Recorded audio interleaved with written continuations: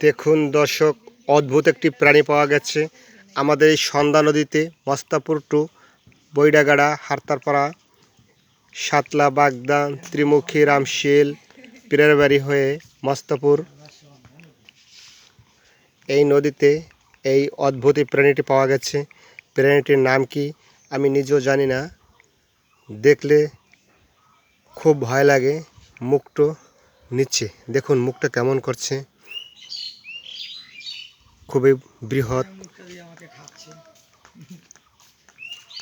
দেখুন এর চোখ দুটো কেমন, কত বড় বড় চোখ, না দেখলে বুঝবেন না। দেখেন এই পাশে আর একটা চোখ আছে, দুপাশে দুইটা চোখ।